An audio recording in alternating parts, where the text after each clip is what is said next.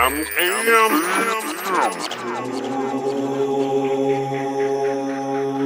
morning. Welcome back to AMOM. I'm Z, joined as always by Sun Yoga Winlung and our guest today, Tonton, who is a local entrepreneur, martial artist, patron of the arts, all around wonderful human. That's why he's here. How you doing today? I'm well, thank you. Awesome. So off camera we were just talking about the media and this whole cyber attack, they call it, in last 2 years ago's election.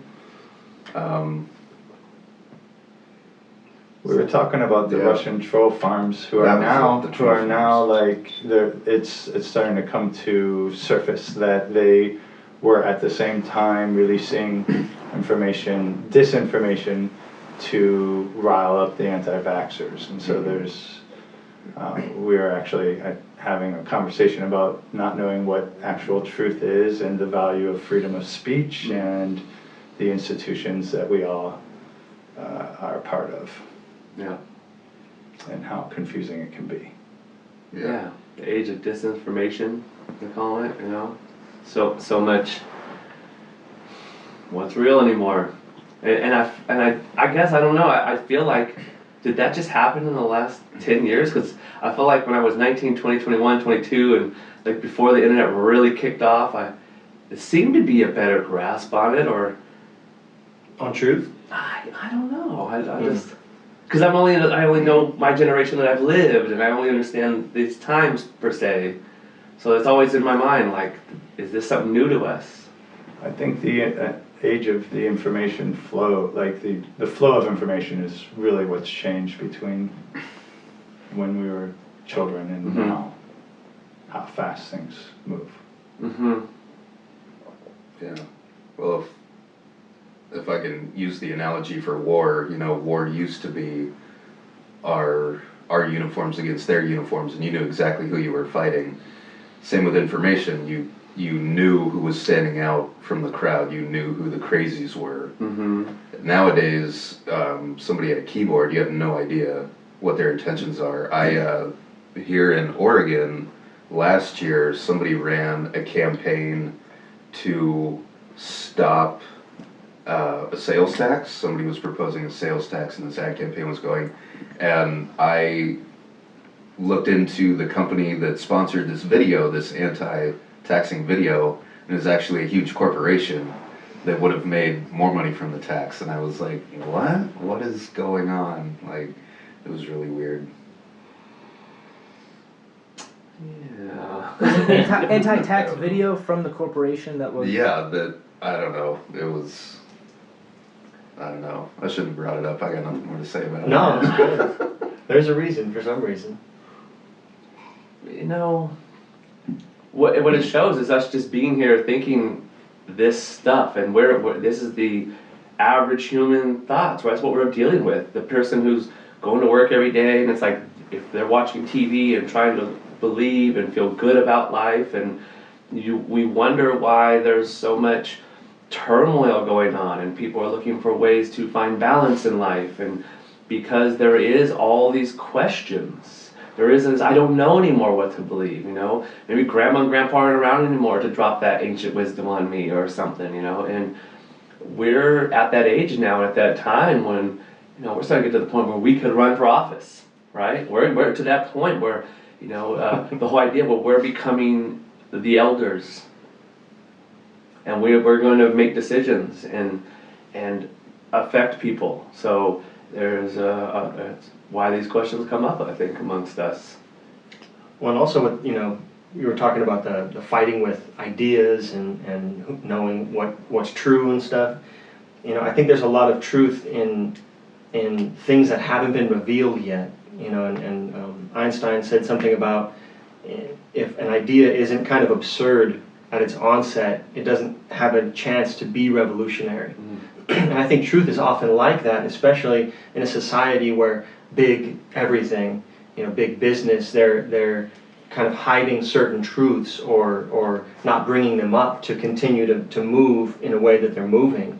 And it's hard to find and jockey for position with what truth is, because I like the idea that there are hidden pyramids. I like fringe ideas, and it's tough to know what's a fringe idea and what's also just some kind of look at the fake birdie, like you're talking about the troll farms, like what information isn't real and what is just new or yet to be discovered again. Well, a lot of it boils down to the power of belief and what you're believing, and so the actual notion of what is the truth becomes kind of a little bit irrelevant. It's what do you believe in? And to me, this is interesting because the conversation that we had earlier about, so at Tonton's we do a community hip hop night hosted by Sun Yoga over here. It's been very successful. We've had 5 or 6 of them, 6 or 7. 8 will be the next one. They've been great, and they've been a really positive spirit. And we actually were discussing how a little bit of rap battle kind of wanted to be started, and the actual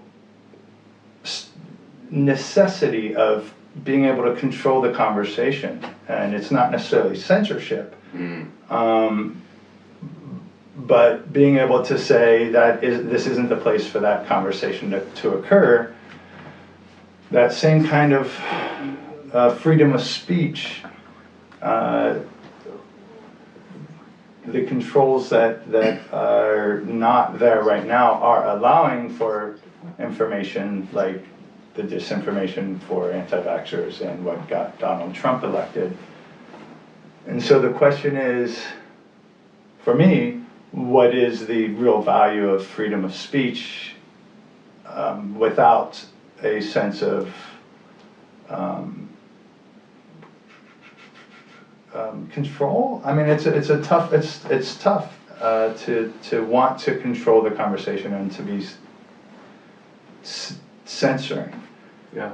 At the same time, we know that without some controls, things can get chaotic and sometimes abusive. Yeah.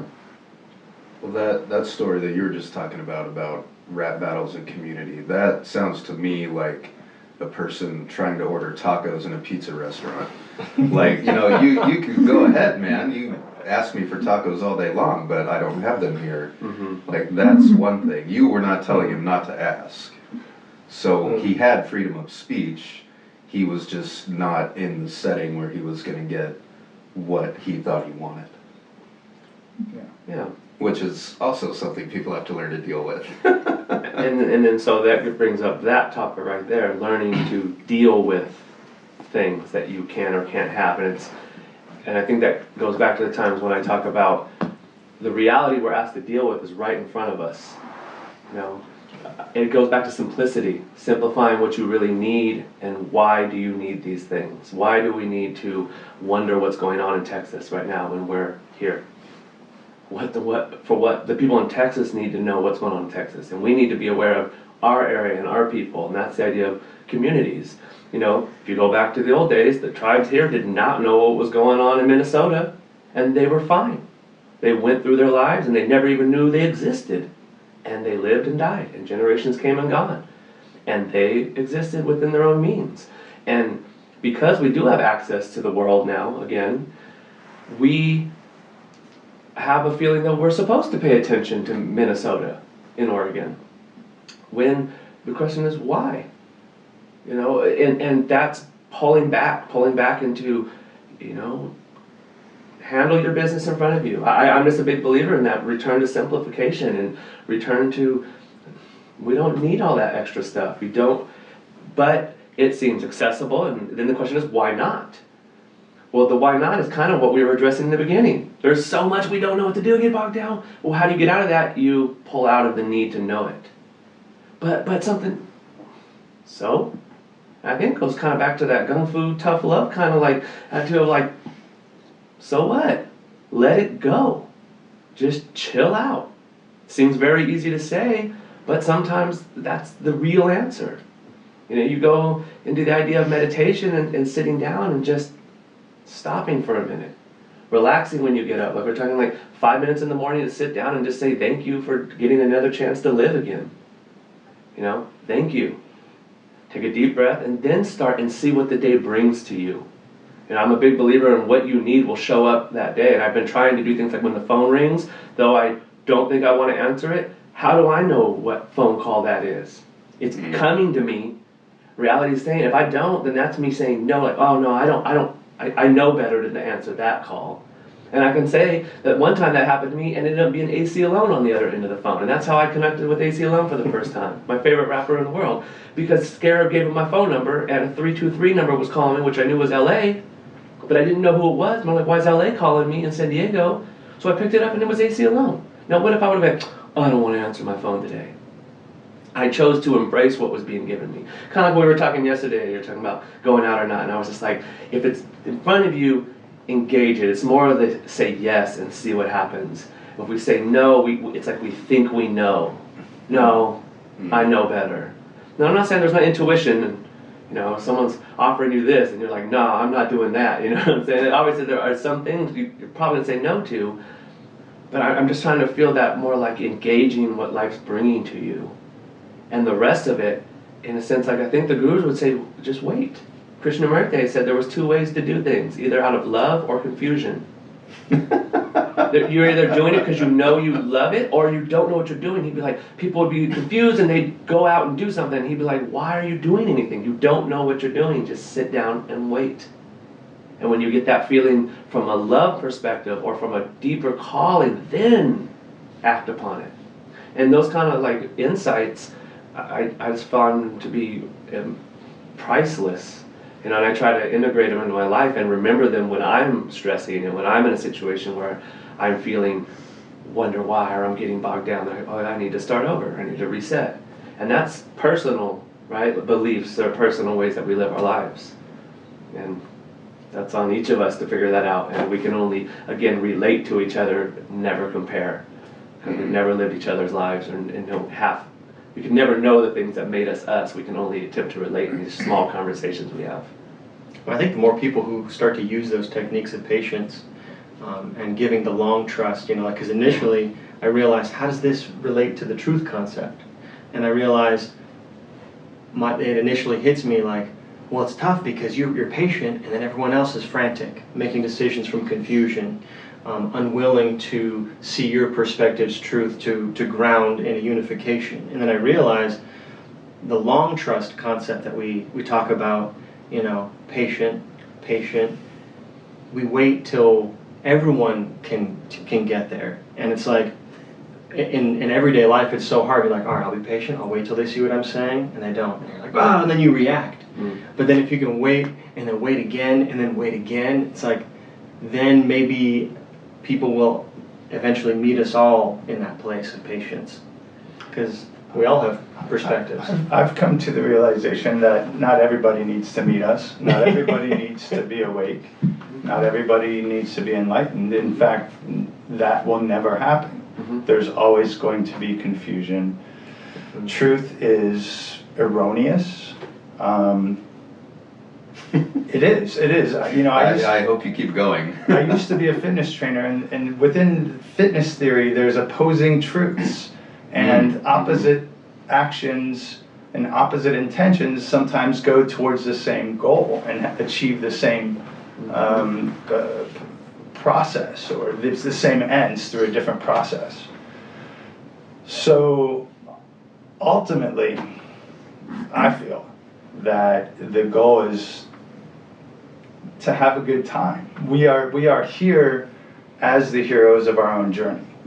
And so for me, it's been less important to be truthful, not to pursue. It's been less important to pursue the truth than to create the story, the life that is the hero's journey. And so I didn't end up going out last night.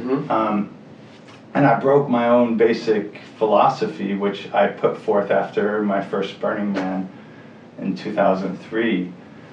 I recognized being on a hero's journey, instead of making decisions based on my financial consideration or my personal well-being, I made my decisions, the majority of the decisions I've made in the last 10, 15 years have been based on what's going to be the better story. Mm. If I'm at a crossroads, what path creates the biggest potential for the most fun? And that's usually, that's the rule that I set forth for myself to pursue. So instead of worrying about how I'm feeling at the moment, I'm putting aside that momentary, like where I'm at, looking towards where I'm going. Mm-hmm. Mm. I like that. I think right there when you said truth is erroneous, and when you said even the idea of truthful, it's like you don't need to, in a sense, like tell people your truth. That's your own thing you're finding. So there is no, like, you don't have to search for the truth. You're living your path, and that will project what you believe to be true by people watching the way you live, right, its own way. And that kind of goes back to what I'm saying. Well, just we don't need to all meet at that same place. That's what's like too bad. I don't need to know what you're doing. I really liked the whole, I think it was Henry David Thoreau, like, you do what you want to do in your house and I do it in my house, as long as you're not imposing your will upon another human being. That's our freedom. And I guess people would say, oh, you're a libertarian and that kind of vibe. I really like that. Do your thing. You're here on your own journey. I don't know why you're here. If we end up crossing paths, then we do. And that, I remember being in a car in Merced, driving, I was probably about 23, 24, delivering some auto parts, and I remember stopping at a stoplight, and I looked to the left, and there's a guy right there, and I looked at here, and I'm looking at those people, and I'm like, I don't know these people. And I probably never will. And we live in the same city. And it's okay. They go home, and they go home, and I'm not at home, oh my gosh, I don't know everyone, I don't know what they're doing. And it was releasing to go, that's okay. So I don't need to know them, and they don't need to know me, and we can make it. And release that need, the concept of need this or stuff. And I started going, so then what is it? And this is where it came into what comes into your play. Who walks into your shop that day, not who doesn't, right? And it's like, don't worry about who doesn't show up to your shows. Enjoy those who do, even if it's 15. It starts to see the abundance of what is happening and not what's not happening. Mm-hmm. And that's just perspective, like we can call techniques to live by. And I think that's really what most books and gurus are really trying to say. They're just giving you techniques.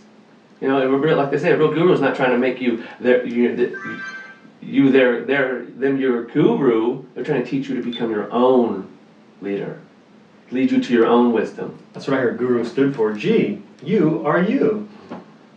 Yeah. Or yogi, your own godly intelligence. I mean, whether or not that's what it is, that's one of the things that I heard. Awesome acronyms in that vibe, and that's the wisdom of our time. And I feel like modes of hip-hop that I got into was reintroducing that ancient way of thinking to me. When I heard the term knowledge of self, like, what is this term knowledge of self? What is the self? And I took up the self to mean a spiritually evolving living form on a spiritually evolving living format. And it's the double circles. While you're evolving and changing, this world you're living in is doing the exact same thing. So therefore, you may be changing, but we still don't know the overall changes. And so though we want to say, well, I see what's going on, we have to be open to the fact there's something else going on too, that we kind of have to play for the unknown. And to not be so finite with our decisions and allow for, like, well, I think this might happen, but I got to realize there's something else going on, I got to give it a little play, so I don't need to be so dogmatic or like this has to go down. To always allow for it, because it can always be better than what you thought it could be. I would say the last hip-hop night was that, with the snow coming down, and I was a little worried about the people turning out, and stuff like that at first, and I was like, you know what, release. It's going to be fine. They've all been, and it turned out great. And people were coming at 8:30. We don't even open until 9. And then the first 10 people were people I'd never seen before. And automatically it just teaches me, see, release. Let it be what it will be, and be along for the ride instead of trying to write the ride the whole time. And it would be kind of like a director walking around with the camera and just shooting the movie that way. I don't know what's going to be in this movie. I'll find out. And I'm sure there's been directors who have done that and probably made some pretty cool movies, documentaries. Apocalypse Now? That's how it was shot? More or less. For some reason that reminded me of I lived in LA for 4 years in one day, and It was, and that's going from Athens, Ohio, a small liberal arts college town in Ohio, the only liberal town in Ohio, to Burning Man, then LA via Burning Man. But, and I was living in a hostel, and the metro system was on strike in LA, and I was walking 15 miles a day to make $20 teaching cardio kickboxing at the Hollywood gym. But then I eventually got other gigs and was a personal trainer to a couple wealthy people in LA.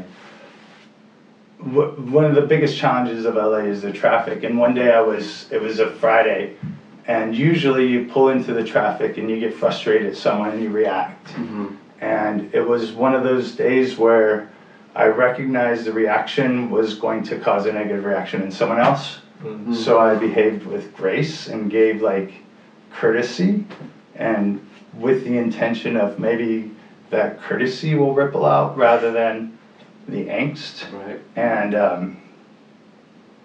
on the drive home that day, and it was a Friday, but traffic was flowing, people were being courteous, and it made me feel that I held some responsibility or I was able to inspire that courtesy in LA, which was surprising. Right. Yeah. People like Joe Dispenza, the people that are doing a lot of these new studies, say you did exactly that. Mm-hmm. You know, by setting that and since we're a part of the theory, and you put your part of the theory in your intention, then you planted that seed and allowed it to be a possibility for it to happen rather than not. Yeah. You know, and that's the idea of constructing the new world. The idea we are the architects of the new world. With every thought we think, we allow for or disallow the building. If we sit here and go, oh, the world's going to ish and boom, boom, boom, and this is what it is, then we're continuing that world. You know, if you go, there are possibilities that it doesn't have to go this way, then we can go a different direction. And Saul Williams was someone that really, the poet, really brought that to me when he said, cancel the apocalypse. All you tobacco feeders and tarot readers, cancel the apocalypse. You know, just because you read it or you heard Revelations or you heard this was supposed to happen, get it out of your mind. Reset. What if it doesn't have to go down this way? What if we don't have to end a nuclear war? What if we do not have to? And it's really up to the mass of humans to change their thoughts of what can be the end all. Though we may be in this situation, could we not find solutions? Could not Elon Musk releasing the patents to his Tesla stuff? Could not the idea that there is free energy possibilities, you know, that people like Tesla knew about a long time ago, still an option? Aren't those options there? Yes, they are. Though maybe the major corporations are not backing them or selling them into the major markets yet, it does not mean that possibility does not still exist for us. But if we think, well, they're never going to do that, or that's not going to happen, then you're planting that seed. And that's the hardest thing, is to keep the seed on the up and up vibe. You know, you might do it for 29 days, and then, oh, what am I doing? Who am I joking? I'm just being an irrational optimist, is what I would call myself all my life, an irrational optimist, because I would always keep going on that seed journey. When I read in this book, it said, what's the last thing that happens? The seed sprouts. You plant it, you water it, the sun hits it, and you wait. If you dig it up, then you never got to grow. But if you just keep waiting, you know, it's going to come through. But you got to wait, long trust. And I just thought about that the other day. You got to have that long trust. Which again, these are all what? Techniques. Techniques for living, techniques for thinking. You go to a therapist, you go to anyone, and they're going to teach you a technique for dealing with what we've become, what has happened to us. The Deepak Chopra book that I still have in here, The 7 Spiritual Laws of Success, I read when I was probably 19, said you have to spend half your life undoing what has been done to you. Reprogramming, as we would call it nowadays, right? But how many people take that into account, really? How many people sit down and go, I've got to reprogram, and take it serious? And not just go, that was a cool concept yesterday, but I'm going to go eat this bologna sandwich and go watch some Netflix, right? And not make those sacrifices. But that goes back to their own destinies, and I don't know what you're here to do. Maybe in this lifetime you are too. You know, we have options. Is it? But The books that I read say that's what it all comes down to. Everyone's individual thought. Every thought lives. So be careful what you think, because it exists. And they said if you saw the world and the way it looked from all the thoughts for thousands of years, you'd crap your pants. Because you'd see what we've created, and you don't want to see what we've created. And we have to purify it by working on ourselves. Working on our own thoughts daily, our own actions. Oh yeah. And This isn't air. This is everything's fluid, and I mean it's air obviously, but it's also fluid, and the ripples are moving, and I think it's really inspiring the way I don't know if it's necessarily a theory so much, but the way you live about joy, and working to have joy and happiness and a good story. Mm-hmm. That's really inspiring, because I think a lot of people, myself included, we want to do we struggle with what's right and doing just things and coming to terms with what that is in our own life, and trying to, like you said, stay on the up, high vibration, and I think when you do things from the right place, and you do them from love, and you have fun, and you embark on that joyful story like you were talking about, I think that is a beautiful resonation. I think it allows people to be the most human version of themselves, and people do get caught up in what is truth, and truth really is the perspective from which you're looking at it. Oh yeah.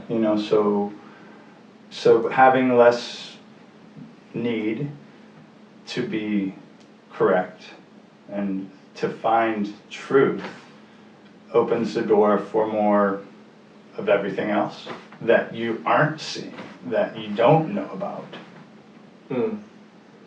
Yeah, I love that, because I do agree that truth is subjective. It's it's that elephant story. Everyone's closing their eyes, and it's a tusk. No, it's a foot. Because I mean, the only way to agree on truth 100% is to be that person, and you can't be that person. And I think it's interesting when we get so into these positions of critical thinking and debating God and religion and politics, and we don't first agree on what it is we're talking about, like politics or God, like what is God we're talking about the everything, we're talking about creator, what is this we're talking about? And I think the more we can try to understand the other person, reverse engineer where that bullet came from to see who the person is, why they think that way, the more we can do that, the more we can go, oh yeah, I see what you're saying. Yeah. That's the relatability. Yeah. They're just comparing, just go, well, I don't know, so maybe I can figure it out. But again, here we go. How do we teach this to our young children? How do we teach this to someone who's 44 and didn't learn this? Is it up to us to teach it? I'd say no. All you can do is write your book, make your songs, live your life. It's definitely up to us to teach. Mm-hmm. Anybody that knows this, it is your responsibility to teach. However, not everybody's going to ask. Mm-hmm. When they ask, answer. If they don't ask, then that's don't it. force Right. it. Teach and not preach. Yeah. Mm-hmm. Yeah. Yeah. That's been, when I was young and I was the Structural Bunny and I was rapping, I called it Armageddon 101. When I was rapping, it was like the line from Lucky I Am, do what you gotta do, sheeple, but I'm here to make moves for me and my people. Mm-hmm. It was like, I hope you wake up, but I'm not gonna stop. I'm moving through, and we're burning these walls down, and if you can survive, then you're of the next world coming. And if you're not, then you're part of the third dimension that's disappearing. And that's just what it is. And that tough love, that, well, sorry, I didn't make you, I didn't create, this is just a part of how it works. One time a woman asked me, why is it like this? Why is all this killing? Why is all this murder? And I said, and it was on a psychedelic trip. We were doing psychedelics together, and it was really neat. And she asked that, and I was sitting there, and I went, well, that's because that's how they made it. And who's they? I said, those who made it. It is the way it is. Why does it recrystallize the way it does? Why is when you're in timelessness, there were never presidents, there were never anything. It's the same time that the ancients have lived. And then as it recrystallizes, as the morning sun rises, and you become back into this grounding, oh, I am a human, there is this going on, boom, boom, boom, and everything's back to, there's cars, and there's houses again, and there's this, why? Well, because the construction of this program, this experience that we're in, was obviously created by the architect, as they would say in the Matrix, right? You know what's interesting about that too is that apparently our organs have organelles. And I remember when I saw a book called To the 10th Power, it really blew my mind as a young seeker. It was a book of photographs, actual photographs. And the beginning of the book, the photos looked the same at the end of the book. And they were using intense microscopes and intense telescopes. And I remember at that point, it showed me that, ontogeny recapitulates phylogeny, where the huge is the same as the small. And our bodies, have these galaxies of cellular bonds, just like planets have these moons. And it's interesting that, you're bringing up the frameworks, the light lattices, whatever it is that it falls into this place. And it's interesting because it makes me wonder if there are tiny little houses with people like us talking inside of us. You know what I mean? It's just such a fun concept to tickle. What was that movie, Osmosis Jones? I didn't see that one. Your body is a city. I gotta see that. Is that a cartoon? Your white or is blood it cells are the police. Osmosis Jones? Yeah. I gotta see It was a that. movie from, 98, 2003, something like that.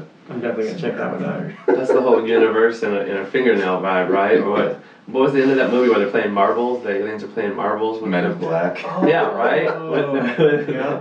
Yeah. Our galaxy's in a marble, in a cosmic game of marbles. The stuff, the Agni Yoga that I read, it talks about infinity, the terror of infinity that a lot of people feel. And I always remember when I was about 13, laying on my couch, that was my bed in my bedroom, and thinking about not existing.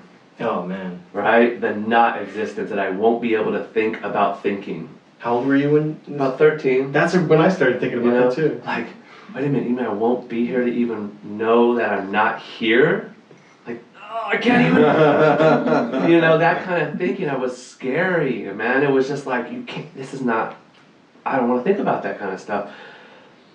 When I surrender to the not knowing, the information world that we're talking about, when you bring it into this world too, that balance, that equilibrium that I believe that we all are seeking, which is our feeling spiritual world and this physical world, and not just disappearing into the cave and only existing in the spiritual anymore, and not forgetting that there are the unknown and only living in the material, like all this matters, but finding that good equilibrium where that you can exist in front of people but still search within yourself, that infinity, that eternity that is possible. But I think that's why I started rapping. This is why I started doing this stuff, to introduce these concepts back to our generation. That was kind of like what I asked. I always say I was in my grandma's backyard when I lived in her backyard, this little gazebo, for a while, and I sat in there one day and I was like, what can I do? I'm just James in Merced, California, and there's already doctors and lawyers, and they didn't fix anything per se. It's still problems. People still murder, and people are still kidnapped. It is, what can I really do? Like, I'm not trying to be an antibiotic. I'm trying to get to the root of this. Where's those roots at? And it just really came into, I don't know. So who am I to say that I should do anything? So when people would ask me, well, why aren't you going to college? Well, why should I?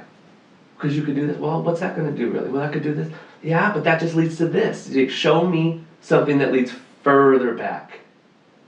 And the only thing I found in that was our thinking, and this brought me into philosophy, the idea of being a philosopher. I didn't know you could do that. I didn't know there were people like Aristotle and Plato that just spent their lives thinking. It was never introduced in my lifetime. Nobody told me I could do that. And when I found out, I was almost mad. Like, you mean I could just be me and just think? You might not get paid to do it, but then it seemed like through music, I was like, oh, that's funny. And rap is what we do. We talk, but we just do it over beats. But in a sense, I would have been a philosopher in any other generation. But in this time, I'm a musician. And that's kind of where hip-hop came in. I felt like the speaking, and probably one of the most prolific rappers of our time, KRS-One, he's a natural philosopher. That's what he does. He goes to colleges. He gives speeches on colleges. He doesn't have a degree. Check him out. Like, he's been at Oxford. He is legit all the way through when it comes to his credentials. And he's a representative too. On the news, if something happens, they call him to speak for rap. And he established that through his own demeanor. Not a piece of paper, Not anything, but just by his true innate knowledge that he was able to tap by being open to what he would call source. To the source of how did anyone else get here? And that was my thing wasn't going to ever go to college, really. I didn't really have the money to do it, but I was like, at the same time, well, I don't think these guys all went to college or something. I felt like you have it, right? You've got to pull it out of you. And then some people find it in there and some don't, but we got to, I believe it's in us all. I'm one of those people that says, you have it in you. Can you get tapped? For me, it was an acid trip, now I was already into hip hop. But that acid trip really put me into the playing field of, ooh, this world's a little different than I thought. And it's deeper than I thought. And that's when these books started showing up. I didn't read at all. I barely graduated high school. I didn't care. I was trying to figure out why I wasn't cool, why that girl wouldn't date me, why I couldn't go to the parties, why I didn't fit into this world. I felt so much I did not fit into this world. The hip-hop saved me. I was a white kid in hip-hop. Not supposed to do that either. And that's why the Destructo Bunny name. Well, I'm not supposed to be here anyways. Who cares if anybody likes me? I'm not here to be liked. I'm here to deliver this. And to who likes it, I said I only matter to who I matter to. It goes back to that. Well, if you don't, it's not for you. It's not for you. And it's all good. It doesn't have to be F you or anything. It's all good. I wish you the best on your journey. In that sense. So going back to truth is relative, right? To your own journey. It's starting to sink into me that truth is social. It's a social construct. There is the actual, but there's no truth. Truth is purely social and perspective. And that confuses a lot of people. To not be able to hold it. Yes, to not be able to have truth. Not to be able to not be able to hold it. Yeah. And be okay with that. It's a slippery amalgamous, liquidy thing. It's not solid. Like cold water in your hand. Yeah. Right? You can see it, but it's not going to all stay there, but some drops will stay. Well, a lot of people are uncomfortable with the mystery. Like in one of our songs I said, uncertainty is the highlight. The vector file's been inverted. And for me, that speaks directly to this. People feel that in life we should figure it out and then lock it in. But the thing is the only thing to lock in is that nothing can be locked in.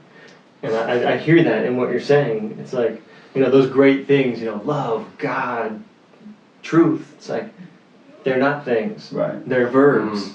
Art is a verb. People they go, what are you painting? I go, I'm verbing. I'm not nouning. What are you talking about? I don't know what it is. Making, not made. Yeah. Yeah. Yeah. I cook with those same mechanisms. There's no recipe. Like recipes tell you how one person got something done. But it doesn't mean you need to do it like they did it. It's a guide. To me, recipes are meant to be screwed around with and bastardized, and customized according to what your tastes are. Which brings light to Tonton's Artisan Affections, where you might know Tonton from, where you do cook. And was that literally established from your hummus? Yeah, I started the business in 2012. Basically because I had some sleeping issues that I saw a Chinese medicine doctor about, and he fixed my diet up. And so got rid of refined sugars, gluten, everything except wild meats, most nightshades got rid of. And that's when I started eating more hummus. And so we started the business in 2012. I thought it was actually going to be about cookies, because I had these grain-free cookies. Came out with 4 flavors and 1 flavor of hummus. I feel like I've told this story so many times, but anyway. I've never heard it. So yeah, and I thought the business should be more about the cookies, because there was no other grain-free cookie on the market. But the people in our community were really excited about the hummus, because most people haven't had fresh hummus. And then it hit me that having a staple food is a snack, because staple food is something people buy, as you guys all know, on a regular basis every time they shop. So, and within that first year, I came out with 2 other flavors of hummus. Right now, we're in about 15 stores throughout Oregon. We've had up to about 25 or 30. The further we get away from the Rogue Valley, the less our sales are.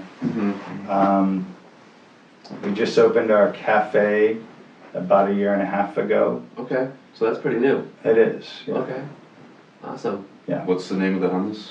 Tonton's Artisan Affections. There you go. Yeah. It's available at Shop and Cart, the co-op, and a couple of natural grocers and market of choices throughout the state. Cool. The idea is saying when it got further away from the Rogue Valley, the sales drop. It kind of goes to what I was saying about being relative to your area. It's like you know, there are hundreds of cities around this. Well, maybe Oregon maybe a little less, but you know, around our area that you have possibilities to put your market in. You know what I mean? If you can get those, you can win right there. So, this has been a self-started, minimal funded project that I've had to bootstrap.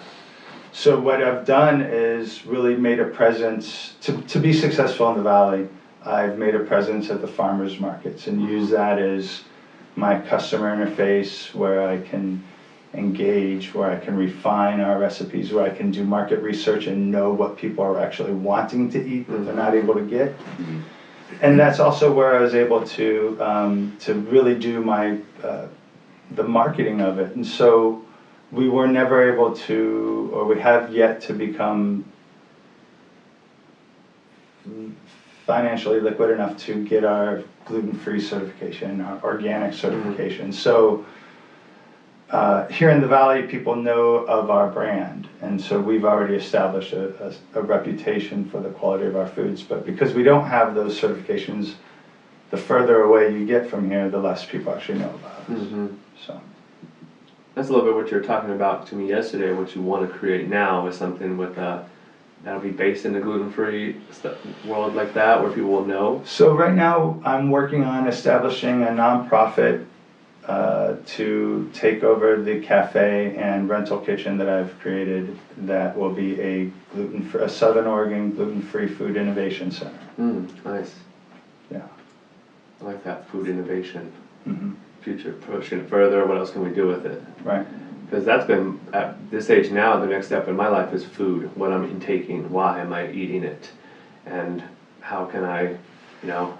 Well, this is, you are what you eat. You become what you put around you. Who you surround yourself with is who you become. What art you hang on the walls is what you become. What you tattoo onto your body is who you become. So being really conscious of those that you surround yourself with, what you put on your walls, what you put on your body, what you put in your body. It's all, you become that. You are the sum of the parts that you are established through. Yeah. Again, techniques. These are techniques that have been around and being passed down, and we're reintroducing them to the modern society. I mean, I've always thought, I love the concept that we are the rememberers, remembering, right? That we're the ones that are waking up and going, hey, we're not the first people to think of this. There have been ancient civilizations been trying to say this for a long time. We just weren't taught this in high school. We weren't taught this in kindergarten. We're not, you know, unless your father or mother were onto it, and some have been. There's always been small pockets, but I know even my parents were great gardeners, and my dad was into GMO kind of stuff. I remember him always bringing home seeds and go, see, these seeds never been touched by anyone else, straight from the farmers, straight from the Portuguese farmers that were in Merced. You know, he'd have these seeds, and he had the connection because he worked at the auto parts, and so they'd come in, and he would always go to their dinners and stuff, and they'd give him all kinds of stuff like that. But you know, I was trying to go skateboarding. I wasn't trying to hear that. I'd go skateboarding, go to Taco Bell, get a taco, and you know. And it's only now that I have a child, and age is in my life, and you know, and I'm seeing time moving in different ways, and I think of that perspective and you know, relativity to reality now, that I think about what have I been doing to this body? Your body is your temple. Again, old concepts being reintroduced, that where I'd love to go say these things, I have to live it. And a big move to me for being going vegetarian and stuff was, with everything going on in the world, especially the wars that we're creating, I kept wanting to come back to thou shalt not kill. You know, I thought America was founded on these ideals, you know, but yet we're always at war and killing and justifying somehow. But then I know how this world works, and as soon as I put on Facebook, thou shalt not kill, someone's go, do you eat meat? Do you do this? Do you kill them? And I'd be like, okay. And so it was, the first step was like, I have to, if I'm going to say these things, I have to walk it. You know, I have to find out these statements. And so it began to reflect even more where I already saw myself as someone trying to walk these paths, but where can I refine more? My own truth. Again, not preaching it, but trying to live it. That whole, like, you know, be the example you wish to see and watch the world around you change. And I've seen that more than ever when I'm on my meditation, when I am watching what I'm eating, I felt yesterday eating at your cafe, I felt that's what I was kind of getting across. I just felt great with the decisions I'm making, and I just felt shining. You know, Juniper was eating, you were sitting there, people were eating in the cafe, you know, Miles came out, the vibes are there because I'm living it, so I can feel it. And when I'm not, you know, I can go to work and I just be like this. And, you know, we've seen it all the time. You know, some days we're up, sometimes, you know, it's the decisions I made earlier that day, how have I chosen to live my life, can affect how I'm there at that line. And what you're saying is you're expressing perfectly how nourishment is not just what you put in your body. Yeah, the decisions you stay with. And the places you go and the people you surround yourself with. The internal sculpture. And I felt it when I was making decisions that affected me positively, and I saw it in my surroundings. And then when you're doing that, you know, they talk about us projecting like our auras and our energy, like let's talk about 18 miles. And to me, that's the most effective form of preaching, or the best way to teach is to do. Yes. Just keep doing what you're doing, and if it's affecting people positively, you will get the feedback and you will get the reward. Now, what you consider a reward is going to be different for every person. But yeah, taking in what is healthy, seeing the joy, not like, to me, I let go of wanting to change people. I'm providing a space where people can make decisions and make more informed decisions, but I can't tell people what to eat. That's not my job. But you can offer the food. I can offer the food. That was me too, when I wanted to battle every rapper out there, you know, who was saying these things. You know, I'm like, I can't go out there and say, don't listen to this person. But the best thing I could do is put my album out. Give them something that... All I can do is give them an option. Yeah. Give them an option, and that's it. Well, the physics of telling someone or you know, enforcing doesn't work. Oh yeah, they're going to be resistant. Yeah, the only time you can teach someone is if they go, can you? Will you? There's the and asking. then you share it. There's the asking. That's how being that example is great. And the reattuning. Like I've had to do that too with also being vegetarian and quitting smoking, and I'm constantly reattuning with what I think, with what I do. And I think it's a lifelong thing. And I know that I feel stronger making those internal sculptural choices, because a lot of people I meet, it appears as though they don't live in that world where they're sculpting that way, where they don't see how that can help the depression and the anxiety, where you stay true to your thoughts and you bring it into a stronger space. And it's really empowering. It's not something you can't really speak literally. You can't go, here it is. You can't give them the recipe to make that decision, but like once you start, you get it. It's the Khalil Gibran, I think it's from the Prophet or so, you know, a wise man does not teach them his own wisdom, but leads them to the gates of his own wisdom. I think, you know, like, I can't tell you really anything, I can just show you there's some pathways, and if you take them, you may find this on your own. And then, as my friend Squaw would say, good luck. You know what I mean? Or you're welcome. You know what I mean? In that sense of like, we'd always put our palms up and say, when we get to those tough points and like, we just kind of go palms up, like, release it. It gets to a point where it's your path and your path, and if we can sit around and have these conversations, it's another part of this. The idea of consciousness is catching on.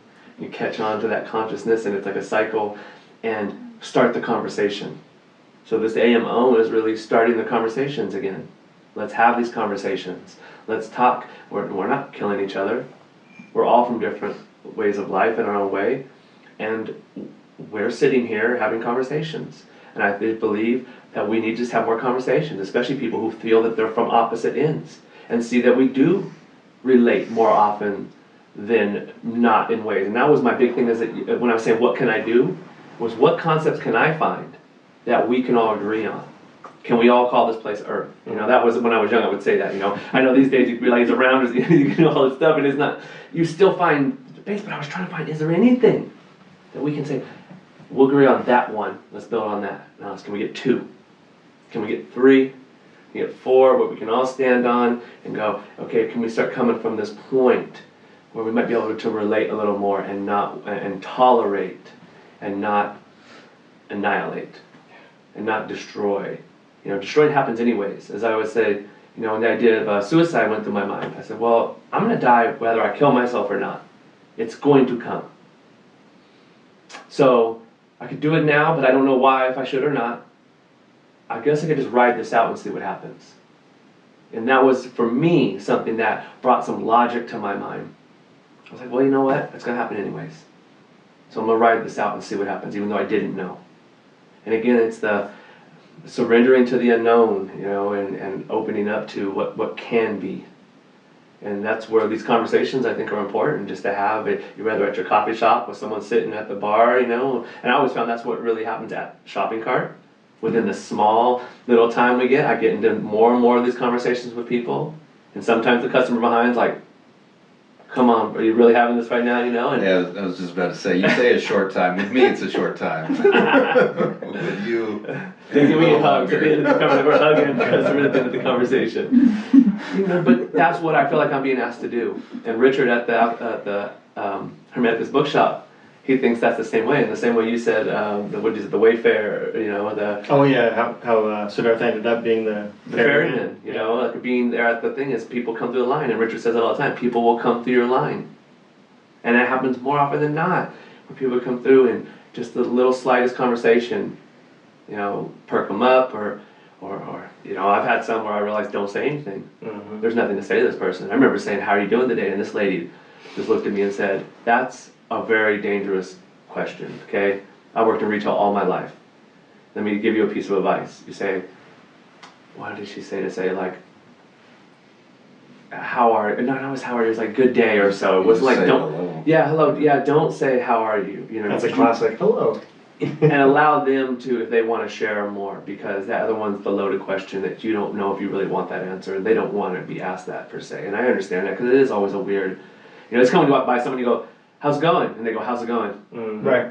And wait a minute, we just asked 2 questions. But to your credit, the woman who told you that, maybe she wasn't ready for an honest answer. You are always ready for an honest answer. Right. So that might be a difference between you and her. But I've had some honest answers that kind of shook me, and like, wow, like I didn't mean, well, I guess we did go there, but are we okay? Is it okay that it went there that quick? And, You're the one that asked me.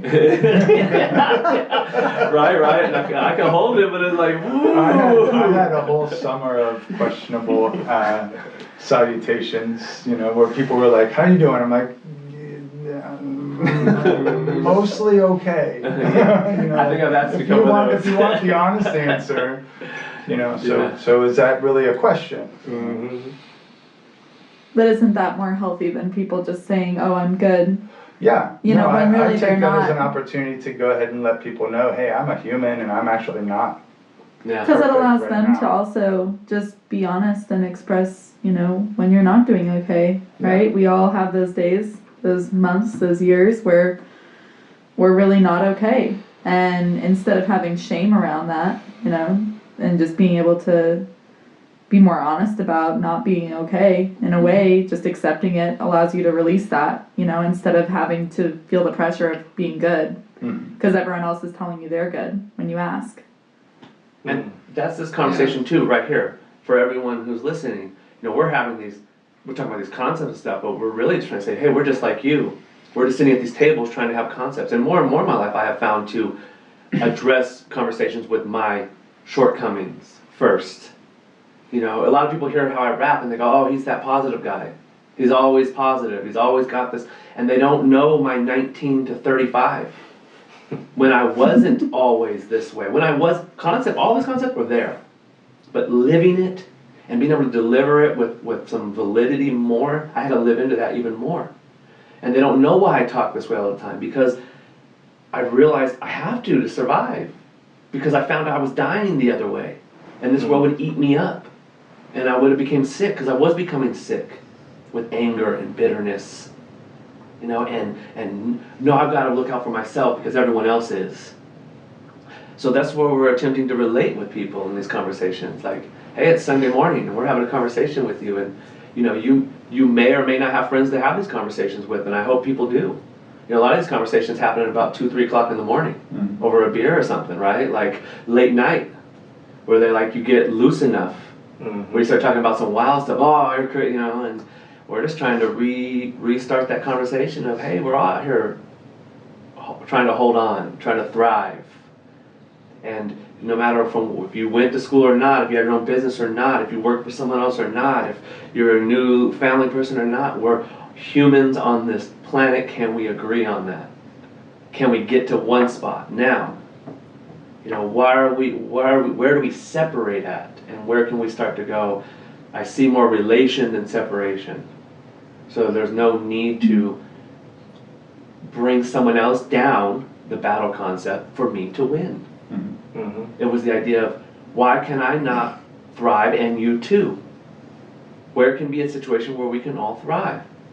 Have an austere, be austere with myself, but have a greater sense of tolerance with others. Though I may hold myself to this, I hold no one else to that same level, and I hope that they find their sense of truth and love within themselves, which is their own, as we said. It's in your own world. And I think that's the foundation, is each individual, you know, you said that's their truth. You know, I see someone who starts a war, and I just think that's someone that was in a position he didn't want to be in, and could have made a different choice somewhere earlier, which it's never too late to make the choice that you want. As long as you still have that time. Yeah. You know, as much as time doesn't exist, the equilibrium is, there is a certain amount of time for our incarnations in these bodies in this time. And though we may come back as someone else or something like that, in this time you have, as they say, like now you have an allotted like 70 years kind of vibe is what the ancients would shoot for. You have that first 35, and then you get your umbilical cord cut from the earth, and every day after that's a blessing. Every day after that is to like leave your legacy, plant your seeds for the generations to come, as those millions and billions of people who have lived before us have done. This is nothing new, but we are the new. We are the next. We're the cutting edge of evolution right now. It's right now. You always try to catch it. It's right on that edge. It's that surfer on the lip, right? It's the zen of everything we're doing. Being active. The guy Gary V, the guy who does a lot of the if you guys know Gary V by any chance, he's a Gary Vaynerchuk. Yeah. The motivational speaker guy is really like crass with his speak. He's super like East Coast vibe. He's just real with it. And I love what he said though. He was talking to this lady and they asked him if he was on Adderall, I think, or something like that, because he was just so energetic. He's like, no, I'm awake. I'm streaming the consciousness because I know right now I could get a phone call and say, hey, your dad died. And that's reality, and most people will not bring into their reality. That it is always moving, always be aware, stream it, be awake. I'm alive because I'm awake, I'm watching people. I'm here with every moment, and I can't stress more than that. Has been my message my whole life. Be aware what's going on in all moments. You know, working in coffee shops and restaurants, that's what I picked up. I see that person drop their fork. I'm already there with the fork. They swear I read their mind almost. I'm just aware. Because I realized at a young age that we can see more than we think. We can do more than we think. At least that's what I was hoping. That's definitely one of the benefits and gifts of the martial arts, is increasing awareness and reaction time. Which is a different journey for everybody, because it was so hard for me, because I am I'm a terrible fighter because I am in my head so much. I've got like 7 different brains going at the same time in every fight, and I never learned what you're talking about right now. Well, I studied traditional Japanese karate for 10 years, and I was a second degree black belt, and I was a bartender, and I still couldn't get in a fight. And What do you mean couldn't? I tried. Okay. I would get drunk. I would walk down the streets of Athens, Ohio, drunk, and be like, "Fuck you, Greeks!" Trying to start fights with fraternities because I'm like, I'm Greek. You're not Greek. Yeah.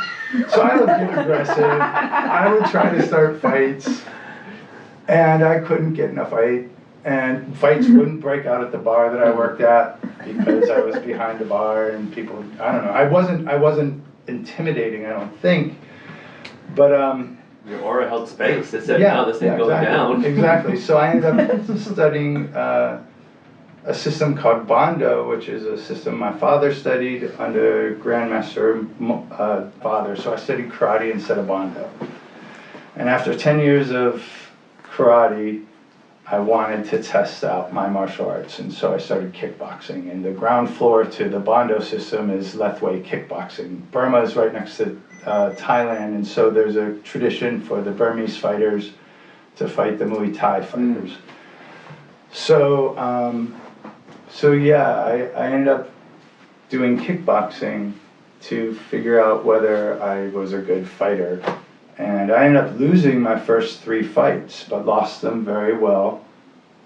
No, it was my first 2 fights.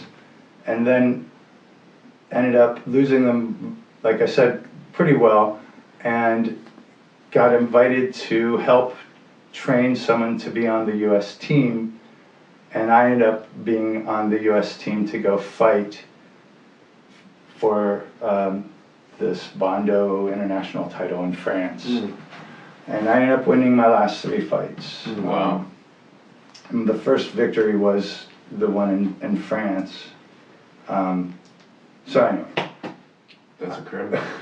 it was good to have my art take me abroad. Yeah.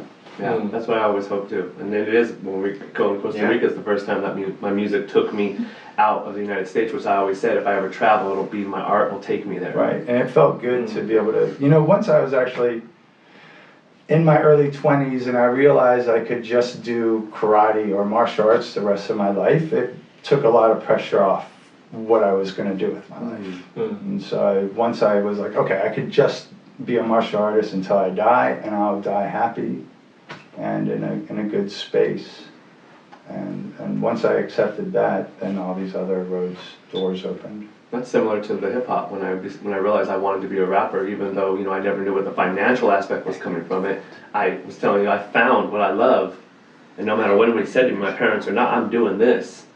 It took all the pressure off the needing to do anything else. I could walk down the street so slow because I knew where I was at that moment. I was like, I've got this art, which was my martial arts. It was. I always wanted to figure out the word for it, the Jeet Kune Do, the way of the intercepting fist. I wanted to find what is the way of the intercepting thought. Because my mind, but the thought would be when you see someone at a bar, we're working in bars too, I'd see like a guy ready to fight another dude. I remember this one situation, a guy was sitting there and he was getting pissed off at this other dude, maybe dancing with his girl or something, and I saw him just about to step and like probably hit this dude. And he didn't have a beer, I had 2 beers, and I remember just walking up going, hey man, you want a beer? And I like right caught him, and he just went like he looked at me, who are you? Didn't know me, but I intercepted his thought. I took him out of his way of anger, and I just went, whoop, no, over here. And that's that Jedi, like, gotcha. I see where you're going with that, and I'm not going to let that happen. And that was, we're martial artists with the mind as MCs. Philosophers were like, no, you're not going to go there. That kind of stuff. So that's where my love for the martial arts aspect came into my life of like, oh, this is deeper than this. I must have done this in a past life somewhere. Why am I thinking this way? I just played baseball, skateboard, and eat gummy bears. You know what I mean? That's what it is. Well, and everything's like a sparring of sorts. The mind, the thought. With skateboarding, you go, I didn't flip enough, so I need to counter that so it flips more. Put my foot here. With a person, it's all those marshalling of the physics of the life. I mean, I'm not a martial artist, but But you are. yeah. In your way, like that. Yeah. And even at the work, the way we interact with people when they come up. I mean, I'm talking about but there's people got a lot of groceries right here, and this person has a lot, and they don't want to wait for this person in the bag, you know. I've learned how to just slowly check, so they still see me working for them, and I set it so close away from their groceries, but right here, that they see that I'm handling them. It's not putting any pressure on these people. You're still getting handled, so you don't need to put any pressure on these people, and they don't feel it, and I'm still got you going. And other times I'll hand you right here. I'll just take you on this side. There's two, you know. These kind of thinking allow to show people there's more options. There's more space.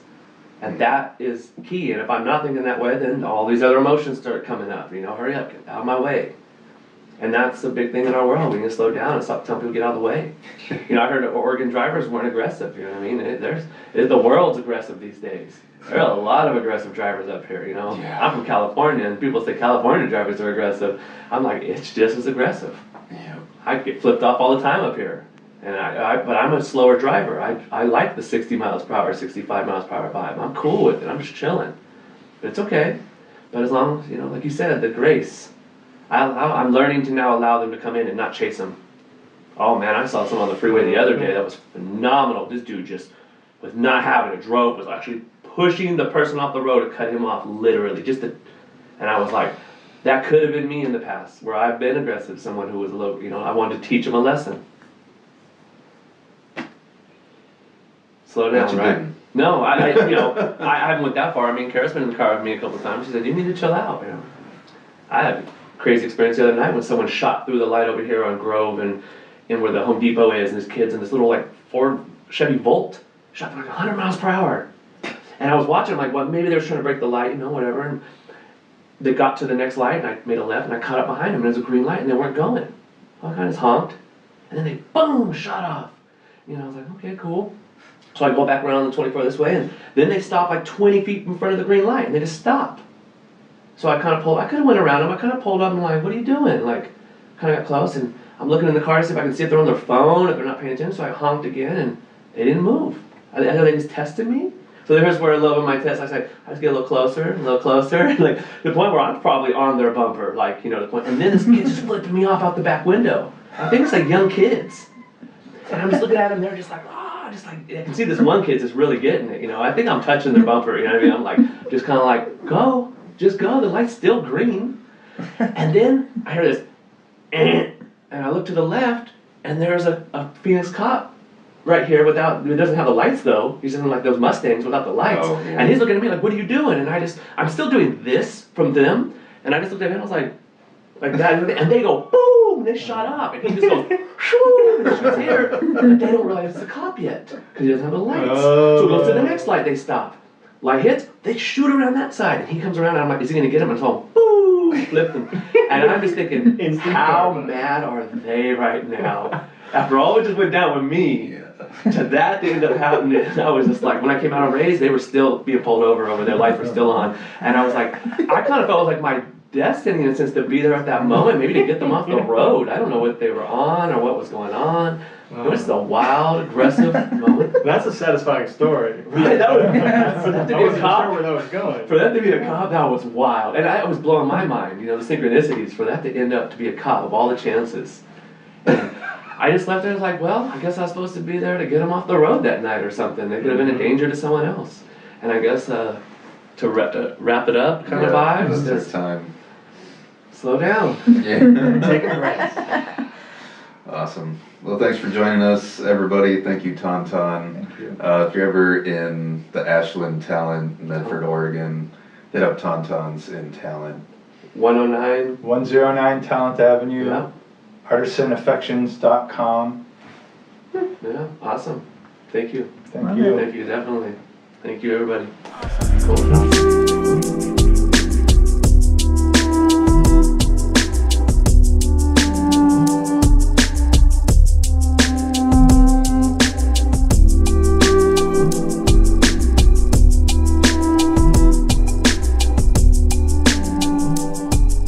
You're now listening to the sounds of AM.